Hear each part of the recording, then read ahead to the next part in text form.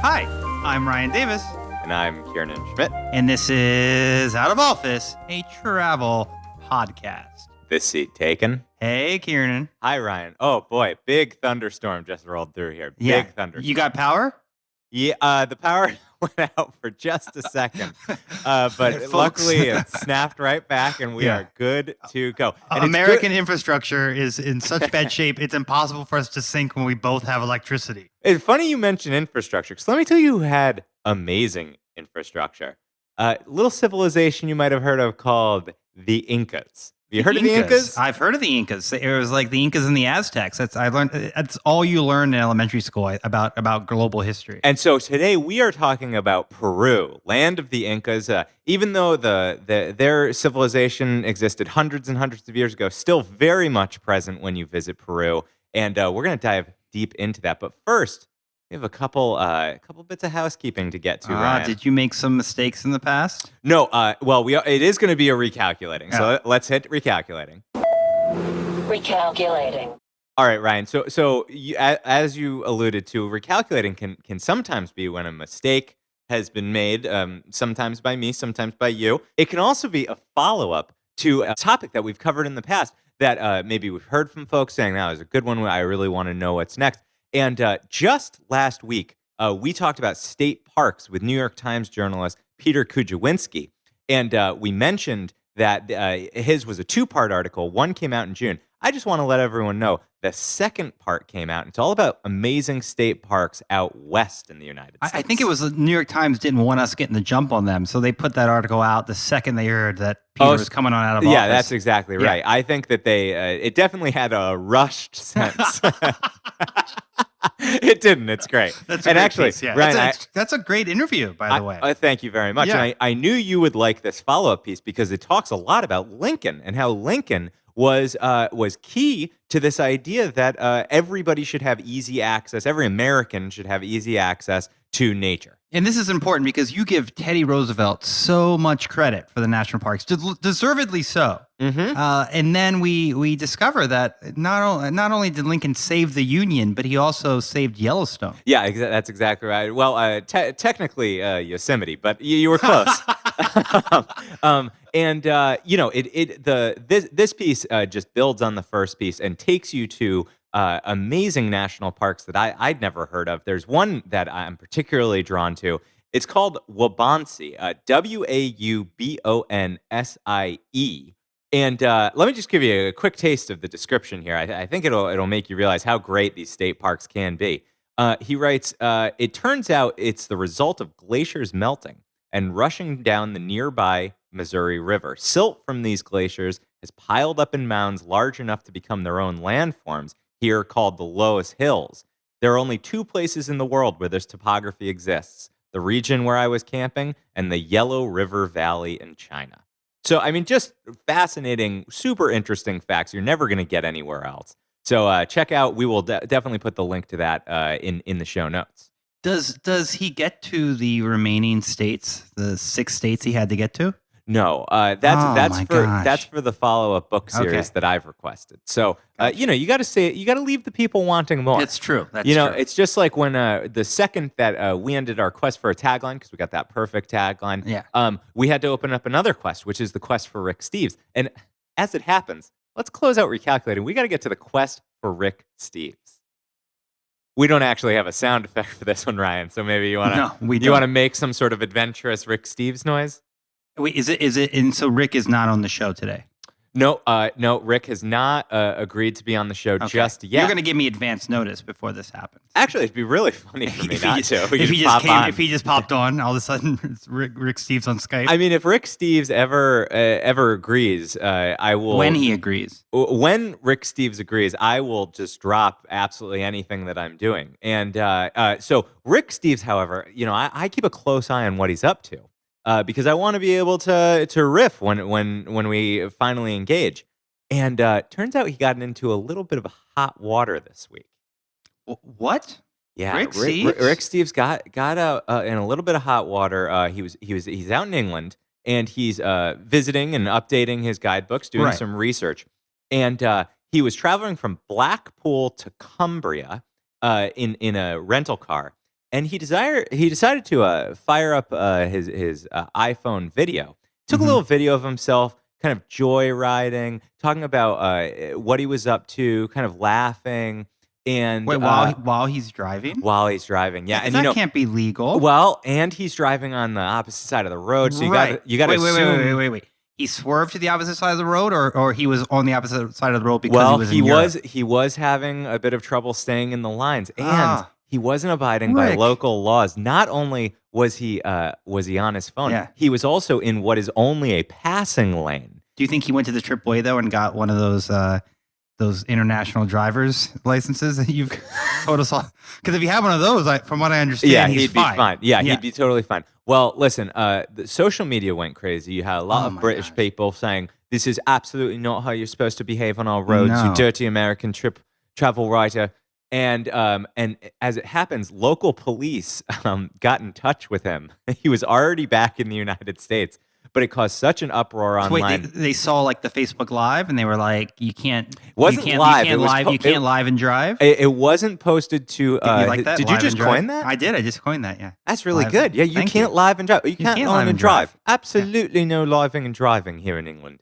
And so the Bobbies got him on the horn, and they said, "You absolutely can't do that. You got to be respectful when you visit countries." Rick Steves, gentleman that he is, he took the video down. He apologized. He said, even with Right. all his years of traveler, he's still learning, and he should always be respectful of local laws, traditions, social mores when he's in countries. Yeah. Handled it like a gentleman, as you knew he would. Should we send him the driving overseas podcast so he can get familiar with the local norms? That's a brilliant idea. I think we should. I am definitely going to email my contact and say, "Hey, I know he's still super busy, but I just thought maybe this pod could be helpful based on this." I'm sure they'll love that. Yeah. And for those who want to refresh, go back in the feed. We got a great episode driving overseas. In fact, I know it because it's episode 33. Which I recently had to listen back to because Ryan was trying to claim a great idea as his own. Luckily, we have recording software on this podcast, and I could prove that all the good ideas come from this side of the microphone. All right. Well, Ryan, enough dilling and dallying. No, We've got yeah. to get to the meat of the episode because today, one of our, people just love when we do these deep Yeah. dives, these sort of destination They deep do. dives. Mexico City, one of our most popular episodes. Yeah, that's more of a listicle episode. I'm talking about, those that like Bhutan, like Iceland is in Iceland. These Right. sort of classic country overviews. And today we are going high into the Andes. We are going to Peru. So I think it's time to tell the cabin crew. Cabin crew? Flight attendants, prepare for takeoff, please. Ryan, today is part one of a two-parter episode. Have we done a two-parter episode before? This might be a first. I think you've done I think the Mark Adams was 6 or 7 parts. Actually, Folks will remember. I was tossing that over home plate just for you to knock it out of the park. So we haven't done a two-part destination deep dive, but honestly, there's so much to see and cover in Peru. History, culture, lots of different places. So Ryan, when I say Peru, what is it that what comes to mind? What do you think of when I say Peru? I think of soccer and That is very South America Yeah. insensitive. They're not all the same country, Ryan. No, I know I when I was a kid and I played the soccer on the old Super Nintendo, I always played Peru. Why? I think I like the uniform color You thought the men were handsome? and the men were handsome. Yeah. Well, Actually, for what it's worth, that's true of most football teams, right? yeah, but then again, this is like the 90s, so I don't know that the animation was that, See how I said football because I'm merging into that Right. sort of Peruvian attitude. Yeah. How about any wildlife come to mind? Gosh, monkeys, Oh my God, do you know anything about Peru? llamas. That's right, obviously. llamas. Yeah. Llamas, the quintessential creature, and of course, the Incan Empire that we've already talked about. Right. And so we're going to talk about it's good. This is going to be one of those country overviews where I was in Peru just about a year ago, and we're going to talk about some of the destinations that I hit. But I think it's important to say these are not meant to be like the ultimate deep dive, ultra comprehensive guides. This is supposed to give you a taste to whet your appetite so that you can dig deeper. And so to that end, Here's the destinations we're going to talk about in Peru. First, we're going to talk about the capital city, Lima. That's pretty much where you got to fly into if you're going anywhere in Peru. And a lot of people just fly in, immediately fly out, head to Cusco or one of the other destinations. I'm going to argue that you should make at least a couple days to spend in the capital city of Lima. Then we're going to head to the Amazon rainforest. You know, you weren't totally wrong when you said monkeys. I lifted an eyebrow because, I thought you were going to go to the quintessential llama. We try not to be quintessential here. We try to delve deep, and that's why I didn't say llamas originally. I'm not sure that you know how to pronounce quintessential, nor that you know the definition of it. But as it turns out, the sort of Amazon rainforest that I think most people associate with Brazil, there's a good portion of that that's actually in Peru. It's not all just mountains.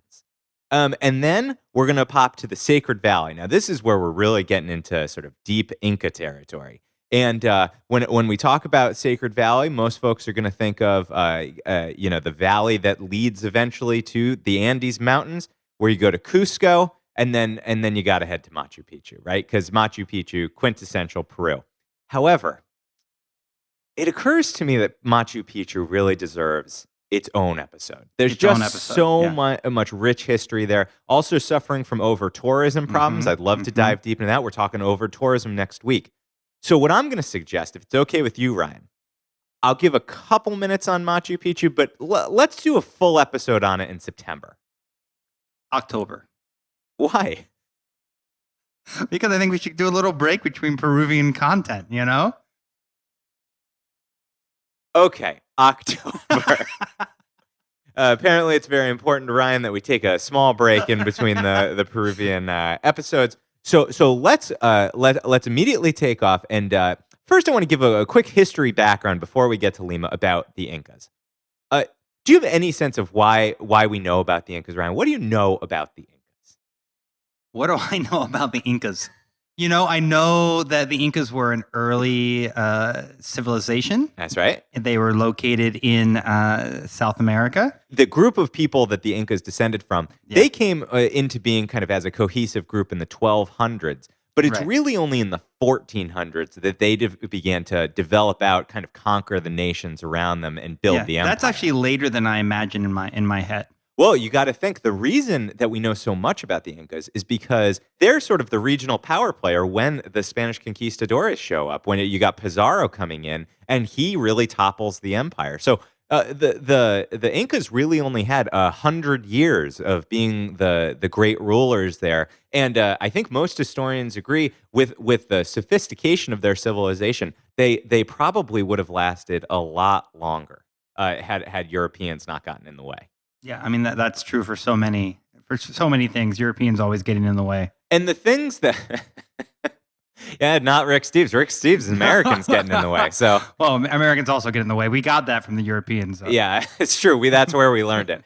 And let me give you a sense of how grand the Inca Empire was at its absolute peak. 2,500 miles of empire. So you're talking covering the tippy top of Andes Mountains all the way to the deserts, a huge swath of coastline. Peru itself is quite large, but it continued on into Ecuador, into Chile, covered a huge amount of South America. And it was bound together, over 10 million subjects were bound together by extraordinary infrastructure and engineering. So that 2,500 miles of empire actually had 14,000 miles of roads. Wow, that's a lot of roads. And we're talking about like genuinely like paved roads, stones laid into the ground, many of which survive today. And how many miles dedicated to parking? Because in New York, it's 20 parking miles per mile. Well, I mean, you're being silly. I know you're being silly, but what these roads were primarily used by were obviously walking back and forth. You could lead your llamas. You could lead your llamas. They didn't have donkeys. I didn't say donkeys. Yeah. Okay. You could lead your llamas. You can lead your vicuñas, and but the roads were actually constructed by a tax system where if you were part of the empire, you were expected to pay taxes with your human labor. And so all of these subjects had to devote a part of the year, part of their time, their strength, their attention to actually building out the infrastructure, the walls, the fortresses, and these roads. It's like enforced community service.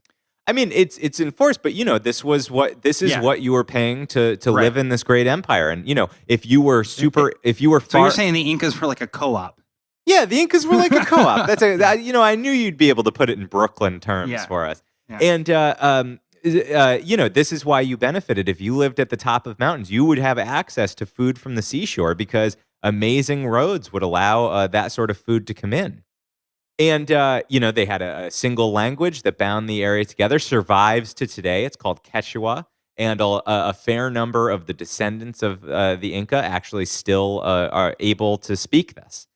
And then the final note I'll have on them, and this will kind of merge us into the destinations, is that they had built extraordinary cities, and they had built extraordinary cities and structures with a very in-depth and thought out belief system centered around the mountain spirits, Mother Nature, and especially the sun, the moon, and the sky. So you have ruins that are in the shape of constellations or that mimic the Milky Way. And you have lots of buildings that are set up so that the sun on a certain day of year actually pierces through a window. Many are positioned so that they either reflect the mountains around them or face other structures. And archaeologists are still to this day debating why they made these decisions.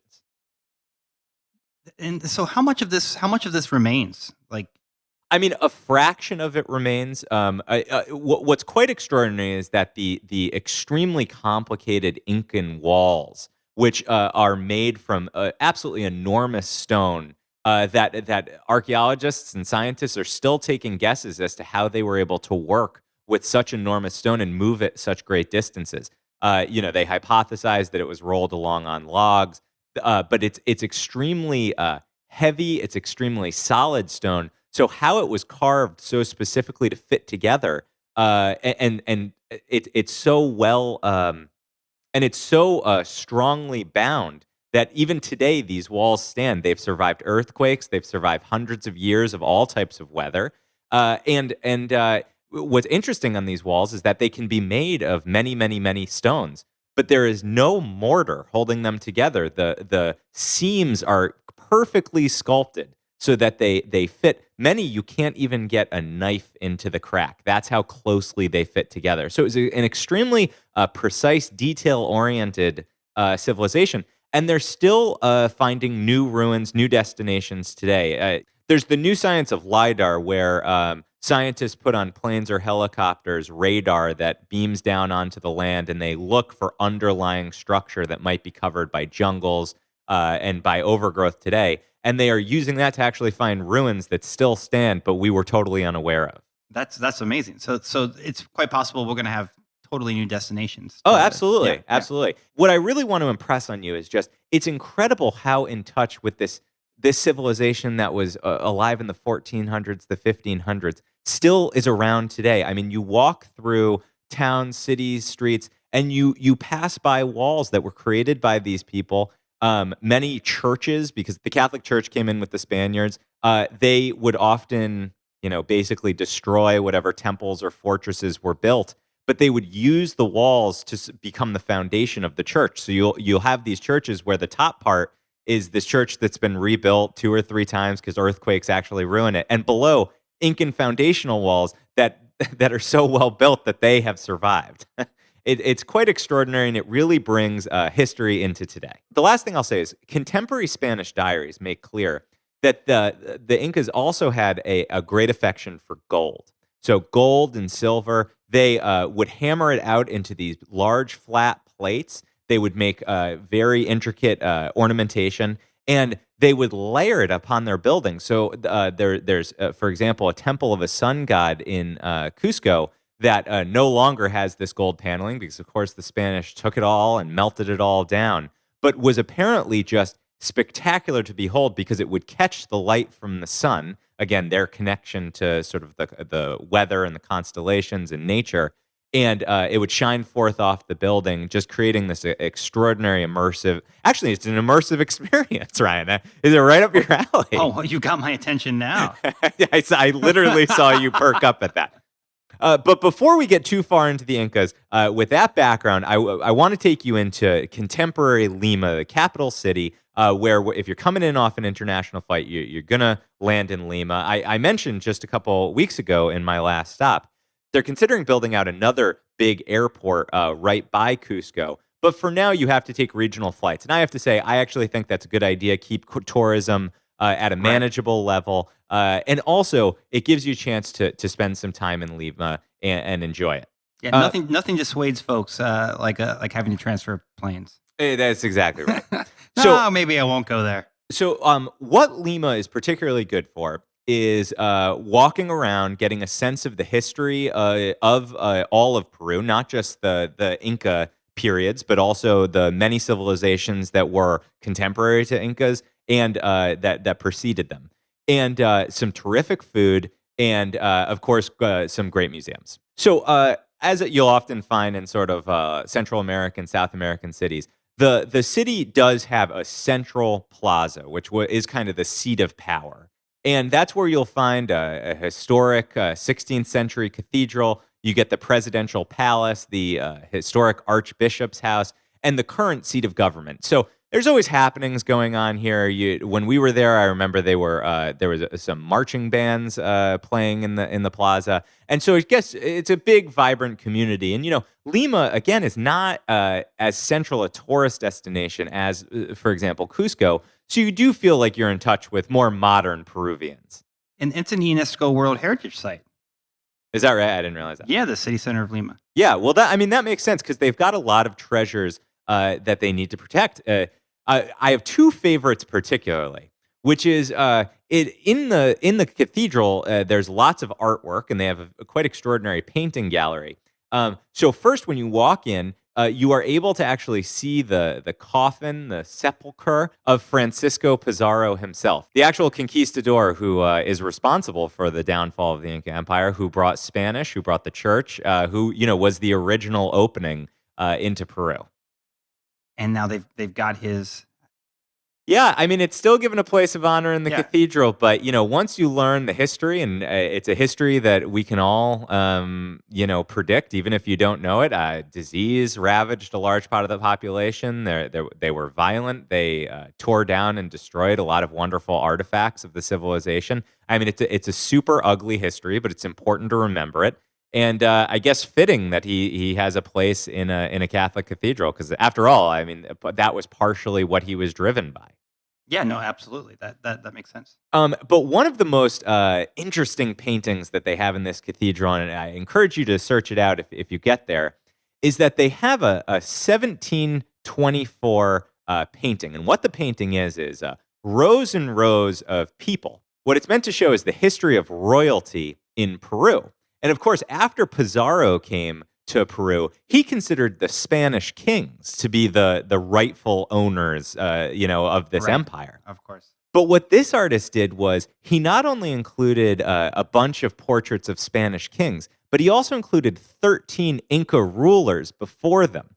So you see this abrupt moment in the painting where to the left is an Incan king, who, by the way, was called the Inca. The Inca was the king, the head of royalty. Is this sort of a contemporary take, or no?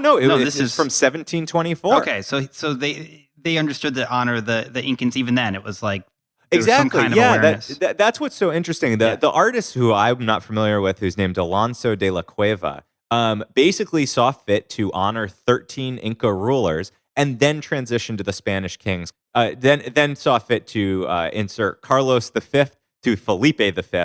And it's just really jarring. And I think it's a really good encapsulation of this, this colonial heritage that the country still struggles with today. One of my favorite things about traveling through Latin America is seeing how that European influence played off of the indigenous cultures there. And I think that's something you see throughout the South when you travel there. Yeah, and it's to the point that when you think Peru today, you think Spanish language, right? But as I mentioned, Quechua is still spoken in some families, and it actually has a bit of a resurgence where it's being rediscovered and retaught so that it doesn't disappear. And that actually gets to an interesting point about this sort of melding of the European and the Peruvian. So, also when you're in Lima, you can go and visit a church called San Francisco. And as you'd guess from the name, it has a life in frescoes of Saint Francis. The But sales or no, I mean, come on. of Assisi? Yeah, of course. Okay, It's- okay. You know, St. Francis sale is totally underplayed, but that's fine. I, Continue. I listen. As long as you stuck to that, you didn't throw a Saint Francis Xavier in my face. I mean, if you You ever gotta draw did the that, line yeah, somewhere. exactly. Yeah. You'd be gone. You'd be off the podcast. I'd bring Chase Whiteside back. And in San Francisco, not only are you going to see these frescoes of Saint Francis of Assisi, you're also going to see a 1656 painting, and it's a Last Supper, right? So you've got sort of an iconic image from European Catholicism, but there's a bit of a local twist where the disciples and Jesus are drinking out of what are clearly gold Inca cups. So these sort of almost chalice-looking cups that are clearly preserved from that are clearly modeled on the cups that survive from the Inca Empire, but also they are feasting upon what is still today a popular Peruvian dish, guinea pig. No. Yeah. So something tells me that that's not true to the actual Last Supper. As far Right. as I'm familiar, Jesus was not a guinea pig eater. Well, he might have had a guinea pig or two, but probably not. I feel like Jesus must have been a vegetarian. No. Well, he ate a lot of bread and drank some wine, but yeah, we Well, don't know a and lot that- about his diet, do we? No, you're right. Plus, actually, he's kind of an opposite of a vegetarian, where he made us eat his body. Oof, yeah, yeah. So- that's true. Yeah. So I That's mean, true. if you're gonna make people eat human flesh, surely a guinea pig isn't too far behind. No, I think a guinea pig seems like to come first in my mind. For what it's worth, I did have some guinea pig in Peru. This not, is a, not bad. Yeah. Not bad. No, I found it perfectly pleasant. yeah. I think that I would eat some guinea pig. And is it like a street food? Do they sell like the whole guinea? You know, it's like I mean, you can get a roasted guinea pig, and Yeah. it looks awfully familiar from your childhood aquarium for sure. So Ryan, we've now sort of dove into some of the Right. good food in Peru, and Yeah. the food is definitely one of the highlights of visiting. So you have what I think surprises a lot of non-South American visitors is the huge variety, especially of corn and potatoes that they have. So obviously in America, I feel like you kind of grow up with like the yellow corn. And potato-wise, maybe you got your russet, you might have a sweet potato, but you go to Peru, you're talking about tens of varieties of corn. I mean, I think I probably ate 30 different types of corn and potatoes while I was there, all sorts of colors, all sorts of textures and sizes, and many different flavors, and they put them to great, interesting use in their dishes. so. This is sort of like the corn version of your Rancho Bino obsession. It's called Rancho Gordo. Sorry. And I have often hoped that maybe a dried corn would Yeah. start to make its way into Rancho Gordo's offering. So once I have actually reached out to the Rancho Gordo founder to try to get him on, Steve Sando. Yeah. And maybe when Steve Sando Sando's on, Bino, yeah. I will. He gets his beans from Mexico primarily. Right. He could probably get his corn from Peru. we should tell him we've got a new vertical for him to explore. And to your point about the integration of different societies, not only do you see echoes of sort of Spanish influence in Peru, but Peru also had migration waves from Japan and from China, and so both of those immigrant groups created what I think people would term fusion, though I feel like Right. that has an odd modern ring to it. This is food that genuinely grew out of immigrant communities trying to get tastes from home and combine them with the ingredients that That they they had had on hand available today. locally, yeah. Exactly. So there is a great sort of cuisine called Nikkei, and Nikkei is that's the sort of standard Japanese word for people leaving the country and moving Right. abroad. And Nikkei, Peruvian Japanese food, it has become so ingrained in the culture that people say that even dishes like ceviche, which is known as a real like staple of Peruvian food, that may draw from the raw fish traditions of the Japanese. Yeah, that totally makes sense. So the kind of fish included, the way that it's prepared might, lean a little Japanese. Exactly, and I read some food historians saying, as far as they knew, ancient Peruvians or earlier Peruvians did not eat sort of eels and octopus, and that it was likely Japanese immigrants who introduced these into Peruvian fare. And so Lima abounds with restaurants that grew out of these immigrant communities. Great places to go, especially if you're going to head out into the country where you will mostly have access to, customary Peruvian food. When you're in Lima, prioritize getting to these interesting Peruvian, Japanese, Peruvian, Chinese restaurants. Yeah, you are making me so hungry right now that I wish I could order, whatever the Peruvian version of sushi is. The last thing that I'd like to mention in Lima specifically is there are two great museums.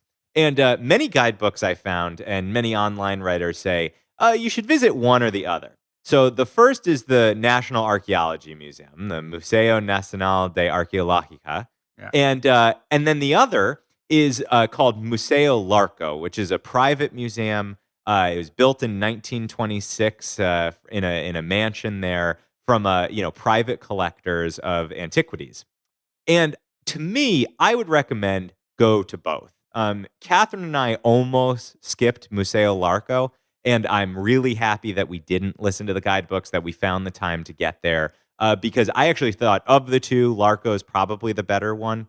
At the National Museum of Archaeology, you're going to get a condensed history of Peru. So Right. there's a lot of civilizations that I think most Americans will not have heard about. I feel like their history gets drowned out by the fact that, as you say, we all get taught about Incas, we all get taught about Aztecs, Mayans, maybe, Yeah. Olmecs if you spend time in Mexico. But otherwise, we don't hear about all these civilizations who had art, who had culture that predated European invasion, and which still survives and is studied in these great museums. So you go to the museum, the National Museum of Archaeology, you're going to learn all about that kind of quick history of Peru. But if you go to Museo Larco, this is where I think you're really going to get the best examples of artwork from these periods. Tons and tons of gold, jewelry, masks, decorations, preserved textiles. They also have something called a quipu. Have you ever heard of a quipu? It's Q-U-I-P-U. Quipu? I don't know that I have. What is that? So this was a device that we still haven't deciphered today that the Incas used to communicate across huge distances. So they had a communication system where across all those 14,000 miles of roads, they would have runners. And the runners would run at a sprint-like pace across these mountains, town to town. Like a relay race. Well, yeah, And and hand actually, off. that's exactly what they do. They would hand off these quipus, and quipus are strings that are tied with these very intricate and knot systems. And even today, we still don't know. We know that they were used to record things like maybe population or maybe crop reports, and to make sure that the kind of central government bureaucracy of the Incan Empire was keeping track of what was going further afield. So the knot served as to inform? Yeah, exactly. Like there is information locked in those knots. Wow. But it's anyone who's looking for their PhD in archaeology. Yeah. This is just begging to be unlocked. I've never heard that. That's fascinating. I love that idea. And Ryan, I think that the Museo Larco is going to be particularly of interest to you because it's very well known. Getting a little hot and bothered even about to say this. There is a special gallery of just pre-Columbian, so pre-European erotic pottery. Really? I knew that phalluses were going to come into play at some point. I mean, Ryan, they more than come into play. I mean, this is some of the dirtiest stuff. And I grew up with internet. This is some of the most graphic, dirty, not just pottery, any imagery that I've seen across any field. Now, granted, I tend to stick to just squeaky, Catholic.org, sure, NewYorkTimes.com, celibate.net. But good website there. But this has scenes of fellatio, of coitus, of mixed gender couplings. Really, really filthy stuff. And I will tell you where I'm going to put it. I'm going to put it right on the Insta. Oh, we're gonna get our Insta banned. Maybe it's gonna have one of those things. It's like, this could be. Click here if you really want to see this image. Yeah. Why are you reporting this? Graphic pottery. You're going to add that button in on Instagram. Yeah, that's a great hashtag, by the way, if you haven't looked at graphic pottery. I mean, let me tell you, it's going to make you blush. It goes further than you can imagine. So get ready for some really graphic pottery. Head to Museo Larco. You'll have Instagram fodder for weeks, and go to @OOO podcast just to get a taste of it this week. Yeah, if you want a taste of some erotic pottery, OOO podcast is your one-stop shop. I mean, that's fitting because, when you're in a sexual mood, what do? You go, ooh, podcasts. At least I do. I also think of us. Yes, me. Well, that's okay. Well, actually, one thing that's interesting, Ryan, have you ever thought, I know I listen to a ton of podcasts. You basically have no idea what the people look like. I sometimes Google and am mostly disappointed. Yeah, I mean, usually I try to avoid that because I find that the people never look with how I thought. Yeah, except for John Dickerson, who looks perfect. Oh, absolutely. I mean, he's dead on exactly he's what amazing. You think John Dickerson looks like. Yeah, and Malcolm Gladwell also looks like he should. So I don't know that he should look like that, but he does look like that. And I feel like we've kind of teased what the other looks like, but I'd be interested to know what the mental picture of our fans are. Yeah, I mean, I think the people get the sort of Ben Affleck vibe from me, which is pretty close because I am also Irish. That sounds great because if you're the Ben Affleck, I'm inevitably the Matt Damon, and I would much rather be the Matt Damon. So I was thinking more of the Casey Affleck, but because we're like brothers, Sure. Yeah.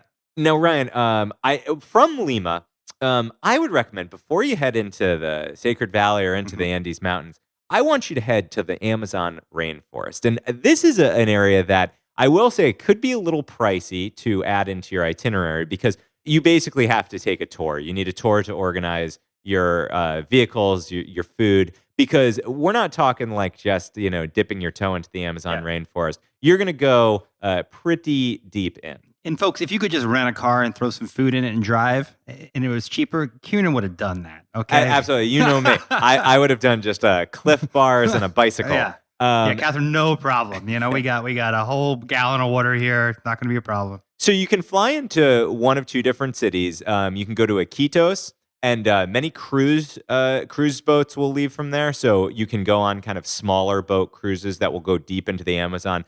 I had actually priced out and looked into some very interesting looking cruises, but they do, many of them are like 2 weeks because you're going to go really, really deep in. That doesn't mean you're roughing it the whole time, but you do have to have a lot of vacation. Yeah, it's like glamping. Exactly. It is like glamping. That was it. It looked like a little too resorty for us. But you get the benefit of seeing things like pink dolphins that apparently live in the Amazon River in Peru, which is pretty amazing thing. I don't think I've ever seen a pink dolphin. But where Catherine and I went is actually you fly into a town called Puerto Maldonado, and Puerto Maldonado is really kind of the last piece of town before you head into the rainforest. So it's right on the corner, and they get a fair amount of tourist traffic that's going through. And from there, you can load into canoes and boats, motorized. I'm not talking about paddling. And from there, head into the rainforest. And I recommend a group. They're called Refugio Amazonas, but because it's Spanish, it's REFUGIO Amazonas. They own 3 hotels and plots of land that are built right in the rainforest that you can visit depending on how much time you have. So Catherine and I had a fair number of days that we could devote to this. So we actually took a 7-hour continuous canoe ride all the way into what is called the Tambopata Research Center. And this is an active scientific center where they are studying the Amazon rainforest, where they're rehabilitating wildlife, where they're doing important research, but it's also a place that you can stay. That sounds sort of incredible. It's insane. I had never, we talked about there are rainforests in the Pacific Northwest, right. But the Amazon rainforest is genuinely something different. So when you are going down that river for 7 hours, Right. You are looking on both sides at just extraordinarily solid walls of vegetation and trees. And you see wildlife like crazy. So you get you've got monkeys, birds of all varieties, beautiful birds that we think of as exotic, macaws, parrots, Right. parakeets, as well as tens of other, hundreds of other species that I didn't know, but our guide knew and told us. You can get lucky and see a jaguar who might be sunning itself on the side of the river. You can also get river otters, which are these sort of giant but very playful looking otters that are in the river. And one of my new favorite creatures is what's called a capybara. Do you Oh, remember capybaras are great. Yeah. in the episode Souvenirs 101? Right. That's where I first learned of the Yeah, capybara. classic. Yeah. I talked about them because one of my greatest regrets is not bringing home a capybara as a pet, but there was a sculpture of a capybara that I really highly regret not picking up. The reason to go back. Reason to go. Thanks very much. Capybara's largest rodent in the world. Very peaceful and funny looking. They got kind of a big snoot, kind of a barrel-shaped snout on them. And you see them all along these rivers just kind of resting in the grasslands. And they sort of contemplatively take you in as you glide by on your boat. I had no idea that 60% of Peru is covered by the Amazon rainforest. I mean, I can believe it when you're there because when you're going 7 hours in a fast boat down the Right. river and you don't see anything but rainforest, you become pretty convinced you're in the middle of nowhere. And are they going to great pains to keep a lot of it preserved? They are trying to protect it, and actually, this group that I've suggested in the Tambopata Research Center, they are all about conservation and making sure that you are a safe ecotourist. I mean, one of the reasons we went with them is because they do it very responsibly, and there are national parks. That research center is it's near a national park that's the size of Connecticut, so there are protected areas. But like anywhere, the political winds can shift, and the rainforest is threatened everywhere. Yeah, and there seems to be they have a huge problem with illegal logging, which is Yes, something very that's right. common. Yeah. Yes, and what's very fascinating about the Tambopata Research Center, and rarely do you and I like zone in on hotels as a reason to visit a place, but they so want you to feel in touch with the rainforest that one side of every room actually doesn't have a wall. It's just open. It's just open. I mean, it's open. It's open. There's a It's window. like, no, it's like open. Well, I don't know that I don't want a capybara crawling in on me while I'm See, sleeping. but that's it. Is that like you have mosquito nets around your beds, I but don't- like you get Yeah. bugs and butterflies, and you can get visitors that are less welcome in the rooms. Yeah. So you're actually elevated on these platforms above the forest floor, and you walk between different parts of the hotel, and you can sometimes see wildlife down below you, which is very cool. We saw peccaries, which are wild pigs. And if you can't see them, you can smell them and hear them. They sort of sound like this. And what? I was just trying to give you a sense. It really took me there. I mean, it's an immersive format here. Yeah. It's I'm an audio format. I feel like I'm getting bit by flies, and I got capybaras surrounded me, and now I got pigs. And so, you are roughing it to a certain extent, but Yeah. the food was great. And, when I read about the open wall online, I had just assumed that it was open, but with a huge net on it. No, Right. not so much. So you do want to pack a pair of flip-flops for getting to the bathroom in the middle of the night. I would be more scared of my fellow tourist than of anything else, anything that the rainforest could provide. you know? They're breaking in and stealing your laptop? I don't know. I've read like Heart of Darkness. I don't feel like this goes well. Right. And so they provide you with guides. You go on long walks through the Amazon rainforest. You're really feeling in touch. You might get lucky and see an animal like a tapir. I don't know if Right. you know, a sort of a large mammal in the Amazon rainforest with a long nose that it used to sort of snortle about. And, we actually saw a deer. I didn't know there were deer that lived in the Amazon rainforest. We saw a huge deer that had such little contact with human beings, it did not run as we approached it. We got within 10 feet, and Yeah. it did not run away, so you could really study it. It might have been rabid, but Might have been, yeah, no, it did bite me, and I still foam at the mouth when I sleep. But really strange behavior for a wild animal. You're always approaching things when you shouldn't be. there's also monkeys that you can see way up in the canopy swinging I know about. there are monkeys. That's true. You guessed that one. And there are also all sorts of, not only are there big animals that are interesting, there's also things like leafcutter ants. So you can look down and see these super highways of ants that are Right. carrying leaves that are, 10 times the size of the little ant. And they're just marching along. I've got some great video that I'll put up on the Insta of these little super highways of leaf parts and ants. And you learn great things from the guides. Like, for example, when these ants carry these little leaf fins, they carry them upright. And he said, if you look closely, you'll see that there's actually a second ant that's at the top of the leaf, and the bottom ant is carrying it along. And that top ant's charge is to be sure that there's not a predator that's approaching. So it's watching out as No, they it's transport. not. Yes, it is. No, yes, it's it is. not. Ants can't see like that. Yes, that they can't can. Be, that can't be true. It's absolutely true. All And right. they're not bringing these leaves back home to eat them. What they do is they cut the leaves up and they feed it to a fungus that they grow in their underground anthills, and then they eat that fungus. So it's a Right. it's a fascinating Yeah. civilization. And there's like a lookout. Yeah. Exactly. Yeah. I don't know that I believe that, folks, but we'll next week on the recalculating when we're when we're fixing that. Yeah. Yeah, we'll check back in. And the last piece in the rainforest that I really want to tease and encourage you to go to this particular site is you can go to what is called a clay lick.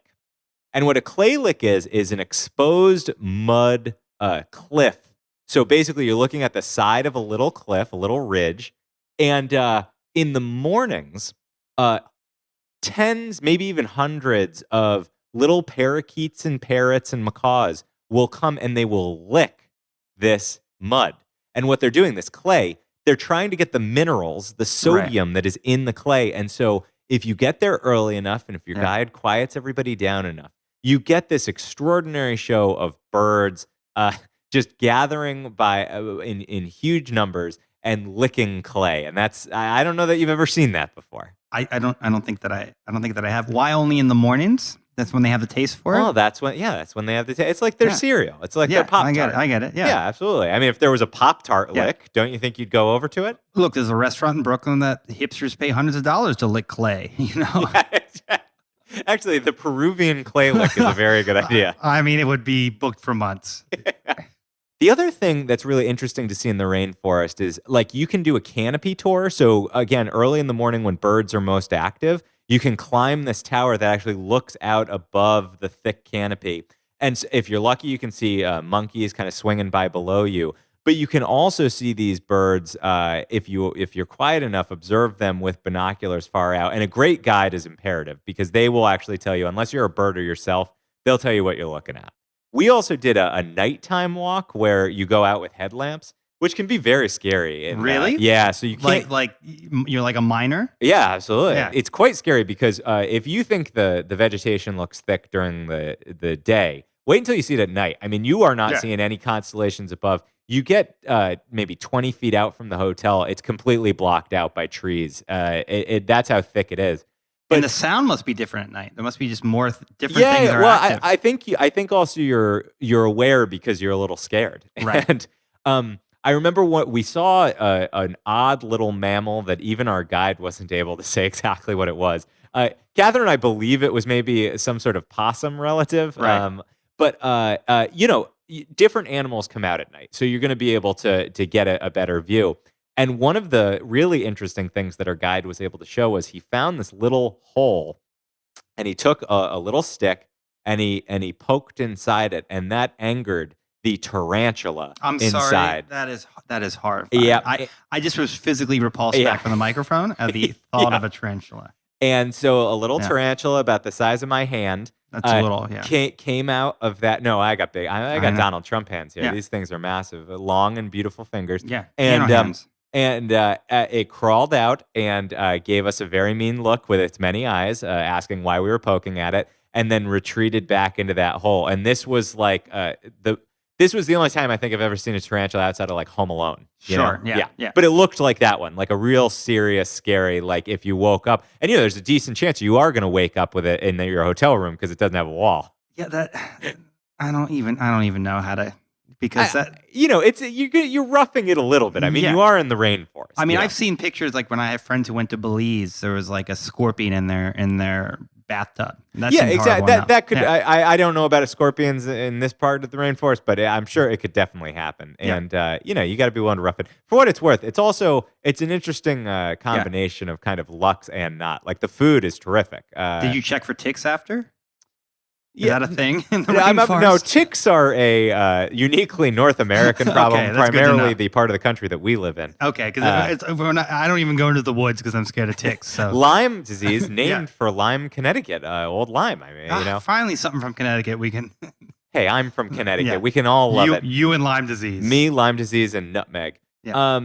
So as you know, like in the rainforest, there's also lots of competition for resources, competition for sun, competition for food, and you get to see plants like you've never seen. I mean, not only like ferns and trees with enormous leaves so that they can get as much sun as possible, but you see trees that have enormous spikes sticking out of them all over their bark to keep insects and mammals away from chewing on them so that they can be the tree that survives. And, evolution over millennia has chosen them to be the successful ones. I will post a couple pictures. You will not believe. It looks like spikes that would be in like a Mario video game, like, get over the floor of spikes sticking sideways out of trees. Wait. So nature invented hostile architecture. Hostile architecture is the kind of architecture where you see spikes on top of buildings to keep birds off or to keep homeless people from sleeping. It's called hostile architecture. Yeah, hostile architecture, exactly. Yeah. There are no birds resting on this bark, and no. nor would I. But that's the whole point. Evolution was like, no, thank you. Exactly, no, thank you. So you do get a taste for it. You got to wear these heavy gum boots the whole time, and I love calling them gum boots. That's like a word I just love. So these high boots, so that you don't get stabbed with anything, you don't get bitten by anything, you don't get hives from anything. And tell me the truth, you wore those while you were sleeping.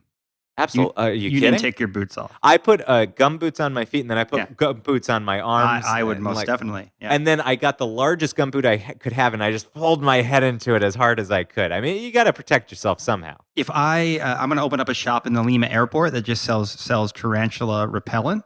And that'll be like, every tourist when they get off, it's like, oh, I got to get that. Yeah, no, absolutely. You're going to want that. So, Ryan, we have visited the capital city of Lima. We've learned about the history of Peru. We've talked about the complications of Spanish colonialism there. Then we headed into the rainforest, which, I think your eyes have been opened. And we've still got so much more to cover. So we're going to save this. We're going to head into where I think the Inca civilization is truly preserved, where you can really ensconce yourself.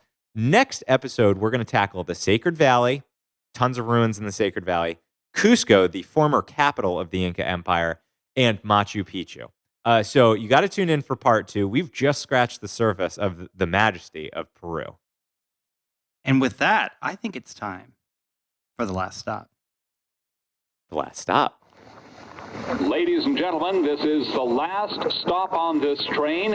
Everyone, please leave the train.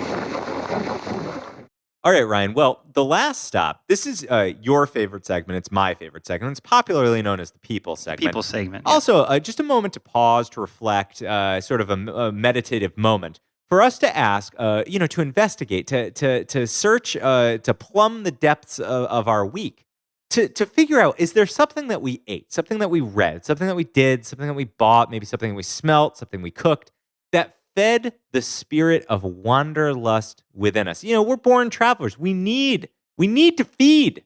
We need to feed that spirit of wanderlust. So, Ryan, I got to ask you, do you have a last stop this week? I do. So in honor of this Peruvian month that we're having here at Out of Office, I wanted to in honor of these Peruvian episodes, I thought I would recall a lovely dinner you and I had in Williamsburg, Brooklyn, at one of my favorite Peruvian spots, Llama Inn. Oh, Llama Inn, absolutely. Yeah. That's why you knew llama right away when I asked Exactly. what wildlife. You said monkey first, and then you said doi llama. But Llama Inn, fantastic restaurant in Williamsburg, Brooklyn. They've got a great roof. And a lot of these Peruvian dishes. Now, I'm a little, after hearing about this sort of the Peruvian Japanese, for lack of a better word, fusion, I'm a little, I'm going to have to do some research and see if I can find a place to eat. Can I tell you exactly where? Where? Next time you come to Boston, there is a fantastic Peruvian Japanese place, and we will go. Is that your last stop? It's not my last stop, but It should be. It can be in the future. I've got an even better Peruvian last stop this week, but go ahead. And so, a lot of these traditional Peruvian dishes are available. And you know what? Actually, looking at the menu now with that Japanese idea in my head, I see things like miso popping out. I see things. So you know what? I stand corrected. They do have a little bit of that Japanese Peruvian thing going on. But they're definitely known for their. Ryan, I know exactly what you're going to say. You're going to say roast chicken, right? Yeah, the roast chicken. Yeah, they have a fantastic whole roast chicken that's available. It's only available as a whole bird, so don't go in there and be like, "Can I get a half a chicken?" No. This is also if you tried to eat only half this chicken, you want the full bird. Yeah, you definitely want the full bird. And they've got some really fun cocktails available. One of my favorites being the Llama del Rey. Oh, brother! But it does feature prominently, as many of their cocktails do, pisco, because pisco is a traditional Peruvian liqueur, and they're very proud of pisco sours. And yeah, Llama Inn does a great kind of riff on those. And pisco can be made with beets, apparently. I didn't know that, but I see that in their upbeat sling. Good Lord. The Matador Swiss. This is a fun menu. My favorite of their drinks is the Yamarita. It's almost it almost sounds like margarita. Llamarita works really well. I like that too.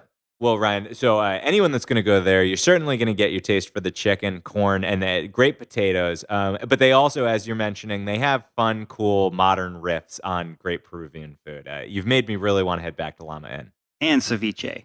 Plenty of ceviche. Also, a fantastic logo, which is a llama in a tuxedo. Kieran, what is your last stop this week? Ryan, my last stop, also a Peruvian food last stop. This weekend, it's a hot one here in Boston. And Catherine and I were looking for, for an icy treat to cool down, sate our appetites. And we decided to go to a place in East Boston, and it's called Frio Rico.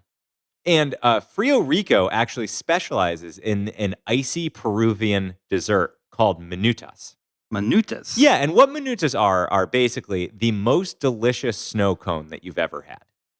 So they chop up ice and they pack it into a cone. Right. And then they pour syrups on it. And all of their syrups are made from natural juices. And a lot of them are sort of the predictable fare that you might predict would be there. They have a mango syrup, a pineapple syrup, a coconut syrup.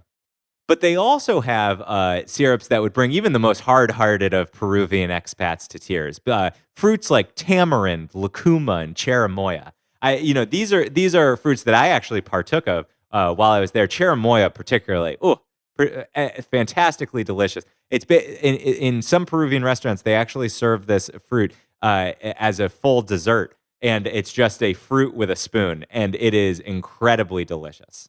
That sounds fantastic. I don't think I've ever had one of those before. No, and then it's quite extraordinary, the setup. So they pour very generously these fruit syrups onto it. Right. And then they put actual fruit on top of it. Right. They kind of pin it in. And you walk out, and like how it's been the big thing in New York, these like crazy milkshakes. Yeah. So like it almost looks like that. It's like super colorful and photographable and beautiful. But not too sweet. It's not too sweet, and it's also, it's fruity, and it's ice-based. So it's really, it really is not that unhealthy of a dessert, and it's super, super refreshing. And they're very popular, so we had to wait in probably a 30-minute line. From what I understand, it can get a bit longer than that. So Frio Rico in East Boston, good place to pick up your minutas. Minutas at Frio Rico. And I would recommend, by the way, the tamarind, particularly good tamarind. Well, I'm trying to picture what a tamarind looks like. Well, do you know what chorizo looks like? Chorizo, the sausage? Yeah, the sausage. It kind of Yes. looks like that. It actually, just looking at a tamarind will kind of bring me back to the erotic pottery, if I'm being honest. So you can be sure to Google that tamarind. You're going to want to gobble it down. I know it. Well, a very phallic episode this week. It always is. That's true. So next week, what are we getting into as we explore more of Peru? This time we're going to sort of the more touristed path. But I'm going to tell you about everything you should see in Cusco. You're going to have to you're going to have to watch out for altitude sickness because it is very high up in Cusco. You might have to drink a little coca tea. I don't know. You know about coca tea? I would give it a try. Yeah. Yeah, coca tea, which famously shares a plant mother with cocaine and is technically illegal in the United States. I'll leave as a cliffhanger whether I partook of any coca tea. We're gonna know that he didn't try it, folks. As he would not have slept since that day.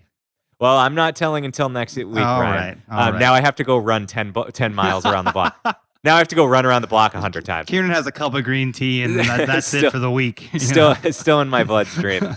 And then we're going to go through the Sacred Valley where there's lots of Inca ruins that many of you probably haven't even heard of, because then we're going to end at Machu Picchu, one of that great wonder of the world. So it's a must listen. Peru Part 2 coming next week. All right. Well, until then, I'm Ryan Davis. And I'm Kieran Schmidt. And this is Out of Office, a Peruvian podcast. This seat taken. Ryan, would you eat capybara? Would you eat the largest rodent? I would. I come from the Eastern Shore of Maryland, so I've eaten muskrat and I've eaten pig's feet, so I am not scared of capybara. Boy, you really are from below the Mason. I try to tell people,